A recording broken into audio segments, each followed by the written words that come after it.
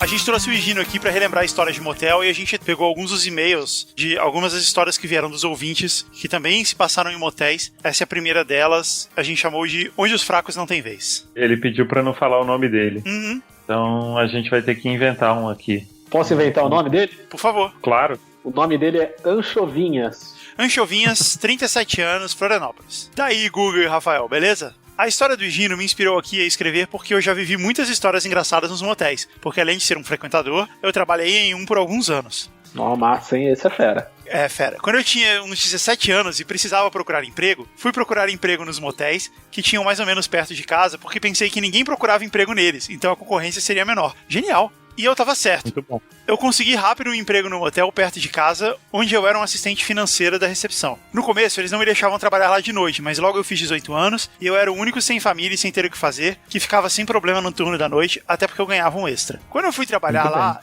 eu achava que ia ser legal, porque eu sempre ia poder levar umas meninas pra lá de graça. Mas isso nunca aconteceu, até porque você acaba convivendo com todo mundo e é como levar alguém pra trepar na empresa que você trabalha. Pensa bem. Tá aí um eu nunca, hein? Cara, eu nunca. Ótimo, eu nunca. Vamos voltar e vamos... na versão 2. Cara, mas é um ponto de vista interessante mesmo, né? Eu não pensava que a gente ia chegar a esse ponto filosófico já tão cedo na história. É, porque imagina você chegando lá, e aí, João, beleza? Opa, Denise, tudo bom? Olha quem eu trouxe aqui. Não, e aí imagina, sei lá, vai que ele tá paquerando a menina da recepção, né? Porque às vezes você paquera a pessoa do trabalho, e aí ele chega com outra, né? E a Denise tá na recepção. E aí zoa tudo, então assim, é um drama. Sem contar que a gente sempre ouvia as histórias. O pessoal da limpeza e os garçons acabavam ouvindo tudo que rolava nos quartos e ficavam comentando. Sem contar que sempre tinha um mané que queria ficar espiando, mas acabava demitido. Eu sempre soube disso. Eu sabia e agora ele confirmou. Que horror. É óbvio que entre, 20, 30 pessoas que trabalham num hotel, um deles tem que ser um pervertido que quer ficar olhando, cara. Não é possível. Faz sentido mesmo. Não é? É querer acreditar demais no ser humano, na humanidade, que isso não vai acontecer. Não todos, mas é normal que pelo menos um faça isso. Ainda mais agora que tem celular, cara, que tem câmera no celular, é o maior perigo. Teve muita história louca parecida com as que o Azaghal conta no Nerdcast, meu ídolo. Mas acho que as histórias mais loucas são as de assalto. Ladrão também tem essa ideia de que roubar motel é fácil, e não é. Uma vez, uns caras chegaram umas 11 da manhã com a ideia de fazer um arrastão. Pegar o caixa, que eles achavam que ia estar cheio, e fazer a rapa nos quartos. O motel era de luxo. Deve ser um negócio bem... domingo de manhã, né? É o melhor horário de roubar um motel. A galera deve ter assistido Cidade de Deus também, que tem aquela cena clássica do assalto no motel, que aí o Dadinho mata todo mundo, né? Eu não lembro, disso. Ele entra e tá rolando uma homenagem. E aí ele fala, que putaria é essa? Bom, continuando aqui. Então eles chegaram e renderam todo mundo, inclusive eu na recepção. Ficou todo mundo calmo e deixou eles pegarem o que quiserem. Aí eles pararam o carro no corredor central e começaram a entrar nos quartos. Estava quase tudo vazio. E pegar televisão, aparelho de som. Só que isso é tudo parafusado. E eles começaram a demorar a ponto de um dos donos entrar no motel, ver o que estava acontecendo, sair sem ser percebido e chamar a polícia. A polícia pôs um carro na entrada e um na saída e encurralou os caras lá dentro, que saíram sem nada. Deu até pena dos otários. É porque, é sem saída, né? O motel tem tudo controlado. O cara tapou a entrada, a saída e acabou. É por isso que eu tava pensando que não é tão legal, assim, não é uma ideia tão inteligente, porque você não tem como fugir, né? Foi uma parada meio esqueceram de mim, né? Teve um outro cara que pulou um muro sem ninguém perceber mesmo e tentou roubar um carro. Ele foi de garagem em garagem até achar um que estava com a chave dentro. E achou mesmo. Entrou no carro e na saída parou e perguntou quanto era. Eu achei muito estranho porque ninguém tinha entrado lá sozinho. Pedi um tempo e falei com o meu chefe, que percebeu na hora. Eu voltei e dei o check-out pra ele. E ele queria pagar com um cheque, obviamente roubado. A gente deu uma enrolada nele enquanto chamava a polícia, mas achou melhor pegar o cheque e deixar ele sair, vai que o cara tava armado. A gente ligou no quarto e explicou o que ocorreu. E o cara ficou bravo porque a gente não segurou o ladrão e depois porque a gente chamou a polícia e aí ele não ia receber o seguro. Caraca, bicho. A gente só ofereceu um táxi. O policial contou pra gente depois que eles acharam o cara e o carro e que o ladrão era procurado por um monte de golpe. Ainda bem que a gente ajudou a pegar. Azar do cara que recuperou o carro roubado. E será que esse cara que tava no motel, que o cara que perdeu o carro, será que ele tava legalizado no motel ou será que ele tava pulando cerca? Porque a gente tem isso também. A pessoa, o cara chega e fala, fui roubado. Quando chega em casa, fala, onde? Aí fudeu, né? Tem no BO, né? O cara tem que pôr no BO, olha, estava no motel, de tal hora, tal hora. Pois é. Eu já recebi um monte de jovens igual ao Higino pedindo fiado pra pagar com o cartão da mãe, do pai, com o cheque da avó. Vários também que chegam de táxi. Outro clássico... Eu não queria fiado. Que porra é essa, cara? Queria pagar. Outro clássico é o carro que chega com a menina escondida no banco de trás ou no porta-mala por vergonha e por não querer deixar o RG. A gente nunca deixava entrar. Obrigado pelo podcast e manda o episódio número 1 aí. A gente tá mandando o episódio número 1 ainda, Rafael? Tá mandando. Hoje eu mandei alguns. Ah, tá bom. Bom e-mail esse, hein? Bom e-mail. Gostei das histórias. Do Anchovinhas. Vai lá, Rafael, lê o próximo aí. Próximo e-mail se chama Fotos da Sandy Pelada. E não era um vírus esse e-mail. Eu li e não é um vírus. Não era ponto .exe? Eles chamam... Não.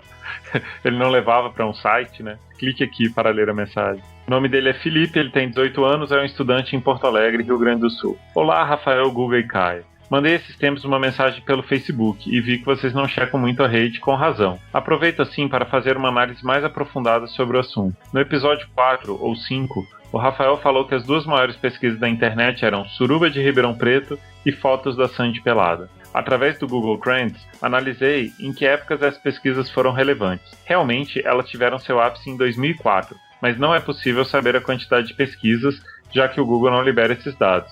No entanto, o ano de 2004 foi o ano do macaco, aquelas coisas chinesas que ninguém dá bola. Mesmo assim, as pesquisas por ano do macaco foram 400% maiores que pelos outros dois termos. Mas só em janeiro, porque depois ninguém mais dá bola. Caramba, que história. É Freakonomics. O gráfico da Suruba de Ribeirão Preto varia de forma razoavelmente previsível. Ele tem alguns picos de 2004 a 2006, mas decresce rapidamente mais tarde. Eu nunca ouvi falar da Suruba de Ribeirão Preto. Você nunca ouviu falar da Suruba de Ribeirão Preto? Não. Você, Luiz e Gino, nunca ouviu falar da maior suruba que já aconteceu nesse país? Cara, não, eu tô me sentindo muito chateado agora.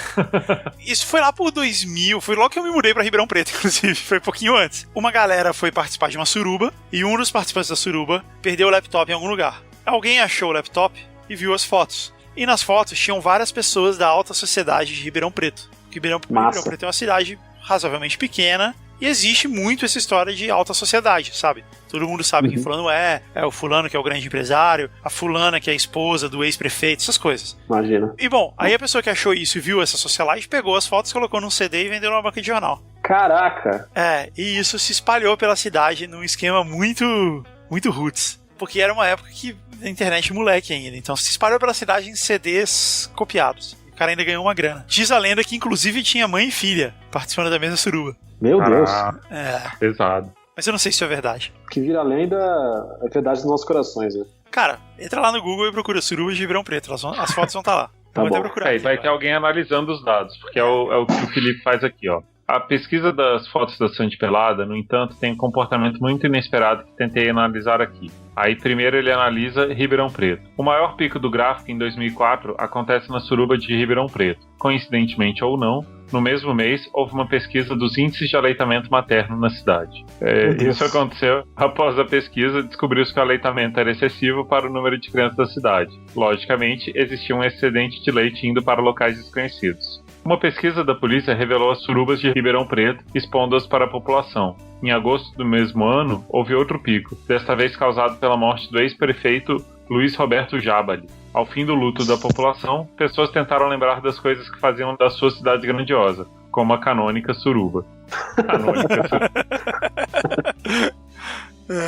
Em março de 2005, houve outro grande pico de pesquisa sobre a suruba. Uma rápida pesquisa mostra que a única coisa que aconteceu nesse mês foi a venda de um Citroën Xara. Isso não tem nenhuma ligação com o sexo grupal.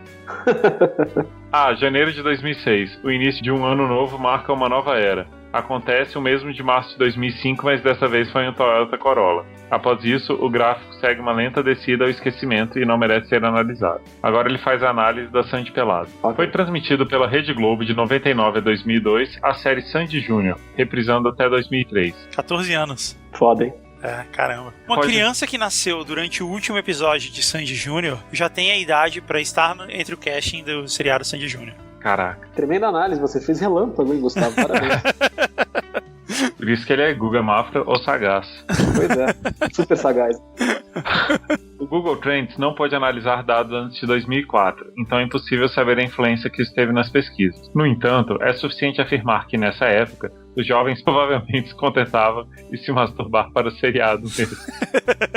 Sandy se casou em setembro de 2008. No gráfico, pode-se notar que não houve diferença significativa na data, assim como nos outros aniversários de casamento. Talvez isso dê ao fato que há uma ruptura entre os sandistas, fãs que acreditam que Sandy conseguiria algo melhor e Lucas Lima é realmente bem feio, e os luquistas, que acreditam que Lucas foi a escolha certa da cantora. Essa não foi a primeira vez em que a vida amorosa de Sandy afetou as pesquisas por seus nudes. Em março de 2004, a primeira vez que houve pesquisas pela intimidade da cantora, pois no século XV as pessoas eram mais puras, foi causada pela notícia de um suposto namoro com um diretor da Globo. É importante notar a queda abrupta das pesquisas dos nudes de Sandy em outubro de 2012. Novatos poderiam atribuir isso às bodas de açúcar do casal, ou a um luto devido ao último aniversário do matrimônio antes do fim do mundo. No entanto, nesse mês houve o furacão Sandy, que destruiu a costa de New Jersey e New York, o que explica a queda, visto que os fãs estavam em luto, com medo de que a associação dos nomes poderia fazer a carreira da estrela pop. Após ver que não havia mais nenhum empecilho à musa, o poder destruidor do furacão despertou a atenção dos punheteiros, talvez internacionais, que descobriram a cantora após clicar no link errado. Houve uma rápida crescida nas pesquisas pelos nudes de Sandy, que durou até o fim do ano. E às vezes é o Google completando a busca, né? O cara coloca Sandy e aí ao invés de furacão já vem a frase. Isso. Um dos grandes picos foi em 2009, após um show interpretando músicas do Roberto Carlos. Isso evidencia que, além de ter fãs bem mais velhos, eles também são bem bregas. Excelente. Uma das grandes disputas no meio acadêmico é se a separação da dupla Sandy Júnior teve influência positiva ou negativa sobre a vontade do povo de ver fotos da Sandy pelada. Essa é, de fato, uma das grandes disputas no meio acadêmico. É, claro. Com certeza. Eles se separaram em 2007 e realmente é difícil compreender o gráfico nessa época, que oscila loucamente. No entanto, em abril de 2014, quando fizeram shows juntos novamente pela primeira vez, houve uma queda na pesquisa, mostrando que talvez os fãs acreditem que Sandy está levando melhor uma carreira solo. Cara, que e-mail genial. Demais. Muito bom. Tremenda análise. Não teve uma história, mas é uma análise per Felipe. Manda mais e-mails pra gente, cara, desse tipo. Muito bom. Muito bom mesmo. Posso ler o próximo aqui? O próximo. Por favor. Parabéns, parabéns, parabéns, claque boom. E isso devia ser uma música? É que era na verdade o rap das armas, que eles falam papará, papará, papará. Entendi. Tá bom. Nossa, foi longe, hein? Fui longe, mas eu vou longe e volto sem me cansar. Giovana Prado, jornalista, 25 anos, São Paulo. Olá, Rafael e Guga. Primeiro, eu já quero dizer que no penúltimo GugaCast senti falta do Rafael, mesmo que fosse só pra apresentar o podcast sobre jazz. Mas o Rafael aparece no programa, ele fala que ele tá de férias. Mas assim, obrigado, Giovana. Percebi que vocês são uma dupla perfeita. Minha mãe também acha. Bom, a história que eu vou contar pra vocês, de repente, nem é muito extraordinária, mas ela representa muito bem como é a minha vida. Eu sou esse tipo de pessoa que as coisas simplesmente acontecem, que nada pode ser normal e comum por mais que eu queira. Era 2009 e eu estava no último ano do ensino médio. Nada animador, porque o ano tinha sido difícil, não pelas matérias, porque eu estudava em uma das piores escolas públicas de São Paulo, mas porque muita coisa tinha mudado. Nos 2 anos anteriores, eu e meus amigos tínhamos ganhado o Grêmio Estudantil e acho que fomos o primeiro Grêmio da escola a fazer algo de verdade. Eu também fiz parte do Grêmio. Você fez parte do Grêmio, Luiz e Gina? Na verdade, na época da escola não tinha Grêmio. Em Santos as pessoas estão preocupadas só com futebol. Ah, entendi. E o Grêmio era o Rio Grande do Sul. Então você fala do Grêmio, era o Grêmio, entendeu? Entendi. Eu era do time da escola, mas eu não era do Grêmio porque não tinha Grêmio. Na sua escola tinha os Santos da escola? Então, a escola tinha uma parceria com o Santos. Então, vários jogadores do Santos iam pra minha escola. O Neymar estudou na minha escola a vida inteira. A vida inteira não, ele foi pra lá muito cedo. E eu já entrevistei ele contando essa história, inclusive. E ele falou whatever. Ele foi simpático porque era ao vivo, assim, mas ele tava bem whatever. Mas isso não aconteceu com a nossa amiga Giovana, porque ela fez parte do primeiro Grêmio da escola a fazer algo de verdade. Desde conseguir a reforma completa da escola e implementar programas para as famílias carentes, até conseguir negociar na biqueira para que não fossem mais vendidas drogas no banheiro da escola. Caramba, eu volto nela. Porra. Ela é fera mesmo. Giovana é prefeita. Ela tá melhor do que o Alexandre Moraes já. Porra. A gente havia denunciado o nosso diretor por desvio de verba e ele ficou afastado, e nesses 2 anos conseguimos muita coisa. A escola estava realmente boa e a gente feliz. Caramba. Legal. Mas aí começou 2009 e o diretor voltou, acabou com o Grêmio, com os programas sociais, o tráfico voltou para o banheiro e minha professora preferida tinha sido diagnosticada com tumor no cérebro. Caralho, filho. Enfim, o ano estava bem ruim. Era 11 de novembro, dia do meu aniversário e da operação da minha professora. E para me animar, meus pais resolveram me levar no supermercado para comprar um bolo de aniversário. porque havia anos que eu não cantava parabéns, porque estávamos na pior condição financeira possível. Caramba, que história. E até então estava tudo certo. Meu pai pegou o carro da empresa, uma Fiorino, e eu e meu irmão fomos na traseira do carro, super confortável, só que não. Entramos no mercado e a luz se apagou. Depois de alguns segundos, retornou e continuamos a compra normalmente. Saímos na rua e pelo vidrinho do fundo da Fiorino, eu já percebi a visão do caos. Eu morava na Moca, na divisa com Glicério, e lá já era meio barra pesada, mas a situação estava tipo Walking Dead. Semáforos não funcionavam, pessoas andando no meio da rua, e vi algumas quebrando vidros de lojas e invadindo comércios para assaltar. Estava uma zona. Logo quando estávamos estacionando na porta de casa, fomos abordados por um cara que tentou nos assaltar, mas reconheceu meu pai, o tiozão simpático que brinca com todo mundo quando vai na padaria, e nos deixou passar. Entramos sem entender o que acontecia e assustados com tamanha algazarra. Meu pai resolveu ficar na sacada porque não dava para enxergar nada dentro de casa, quando de repente vários carros da polícia começaram a virar a esquina. Só para situar vocês, eu morava em um conjunto de assobradados antigos. A parte de baixo loja e entre minha casa e a casa do vizinho tinha um vão, um enorme corredor que leva a um estacionamento, onde da janela dos fundos da minha casa é possível ver o telhado. Bom, dezenas de policiais pararam na frente da nossa casa, em cima da calçada, de maneira a montar um cerco. Um policial com uma arma gigantesca grita pro meu pai: "Entra que vai sobrar!" É o quê? Entra que vai sobrar. Eita, eu, hein? A história dela não vai dar no motel, não, né? Aparentemente não. Eu tava esperando o motel chegar desde o começo e eu tô assustado com de que forma eles vão parar no motel. Então tomara que nada aconteça. Assim. E aí fomos pro motel e rimos muito, né? Meu pai, desesperado, sai correndo, gritando e avisando todo mundo pra baixar e colocar as mãos na cabeça. Minha mãe, não sei porquê, coloca o bolo no chão e começa a perguntar o que estava acontecendo. Meu pai responde e o barulho fica ensurdecedor. Minha cachorra pirando com tanta zona e eu tentando segurá-la deitada no chão. E pra descontrair, minha mãe puxa um "Parabéns pra você". Ah, agora eu entendi o título. Agora eu entendi também. Você foi muito bem, rapaz. Você foi brilhante no título. Muito obrigado. Quem poderia esperar, hein? Nós cantamos, eu cortei o bolo, tarefa difícil de se fazer deitada no chão, enquanto os barulhos de tiro e arrombamento ficam de fundo. Só no dia seguinte, descobrimos que aquele foi o apagão que deixou o Brasil todo sem energia, que prenderam a quadrilha da Marcha Ré naquela operação debaixo da minha casa e que minha professora passava bem. Que bom, a professora dela tava bem. Porra. Eu tava tenso ainda. No fim ficou tudo bom, tá vendo? Rimos muito. E esse, meus caros, foi o aniversário mais louco da minha vida, foi mesmo. Caraca! Alguns enchem a cara, outros saem que nem louco com carros, outros participam de suruba como contado nos últimos casts. Olha só o link com os outros e-mails. Mas eu canto parabéns deitada no chão durante uma operação policial no maior apagão da história do nosso país. E foi um bom final, foi uma boa conclusão de e-mail também, hein? Fiquei muito... Nossa, foi ótimo. Parabéns, Giovana. Eu acho que só quem tá de mais parabéns do que a Giovana é a mãe da Giovana, que teve a ideia de deitada no chão com um bolo cantar parabéns pra você. Foi. Não, e ela tranquilizou a família, né? Ela mostrou um negócio meio continue a sorrir, assim, continue a nadar, meio Dory. Isso. Ela deixou uma história que ia ser só uma história tensa numa história engraçada, né? Pois é. Foi muitos prós aqui no e-mail da Giovana. Parabéns. É a flor que nasce no deserto, né? Exato. Rafael, lê o último aí. O último se chama Até a Pé Nós Iremos, e a gente precisa de um pseudônimo feminino. Pseudônimo feminino. Ela será conhecida como The Away. The Away? O que é isso? Aquela série da Netflix, The Away. Ah, The Away. Tá bom, The Away. The Away. Até a Pé Nós Iremos, da The Away. Minha história maluca é uma sequência de 4 pequenas aventuras que ocorreu comigo e com meu namorado, agora esposo, também odeio marido, envolvendo motéis. Vou mencioná-lo como namorado durante os relatos porque esposo fica parecendo que a coisa foi recente. São historinhas que guardamos somente para nós e de vez em quando recordamos e damos boas risadas e confesso que até um pouco de vergonha. Vergonha que, aliás... Excelente que eles guardam só para eles, porque agora ela tá contando para todo o Brasil e todos os países da comunidade lusófona. É isso aí.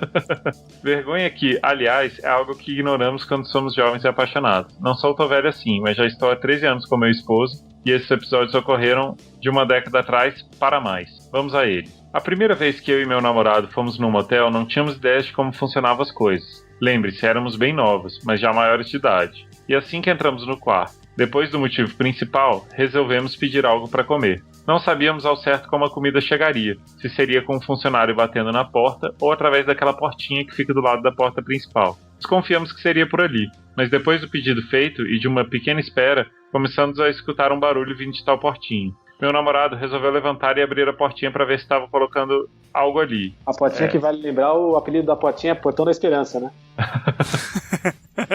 Porque você fica ali olhando e fala, vamos ver a Porta da Esperança! Aí gira, batata frita! Um vinho já aberto, aê! Meu namorado resolveu levantar e abrir a portinha para ver se estavam colocando algo ali. E então, para a vergonha dele e da funcionária, eis que ele dá de cara com a moça. E daquele jeito, sim, peladão. Para ficar mais constrangedor ainda, meu namorado, sempre muito educado, agradeceu a entrega do pedido e fechou a porta praticamente roxo. Acontece, bom, né? Acontece. Ele foi olhar, ele podia ter botado uma cueca, né, pra ir ver como era a entrega. Tudo bem. Não foi a primeira vez nem a última que a moça, coitada, teve que lidar com essa situação. Deve ser uma coisa corriqueira. Ela deve estar treinada, né, pra esse tipo de situação. Deve ter até um jarro, né, na sala dos funcionários. Você põe R$1 cada vez que você... Exato.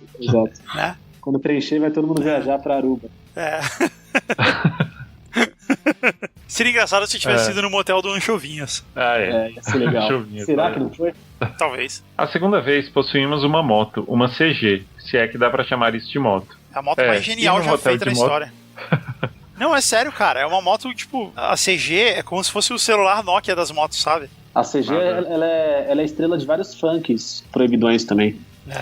Isso eu não sabia, mas provavelmente pelo mesmo motivo. Ela foi eternizada no Cancioneiro Popular. Ir no motel de moto já é uma derrota por si só. Para ajudar, ele ainda teve de sair da moto e pedir o quarto dentro do guichê por motivos que minha memória já não me deixa mais recordar. Lá ia o coitado, todo envergonhado, pegar a chave do quarto. Detalhe que nem eu nem ele tiramos o capacete durante os trâmites, para deixar a cena pior ainda. E eu fiquei esperando naquela parte do motel entre a pista e os carros que entram e saem. Não sei por que maluquice foi inventar de me encostar na moto e pronto. Pam! A moto caiu com um estrondo no chão.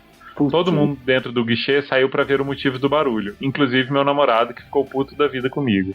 Depois, ele ainda teve que ir levando a moto a pé até o nosso quarto, porque ela não quis pegar após a queda. Caraca! Que fracasso. Imagina o climão depois. Pelo menos ela voltou a funcionar. A questão aqui é se ele voltou a funcionar, né? Depois de ficar puto. Que piadinha, hein? Eu tava porque quando eu li... Se ela veio, entendeu?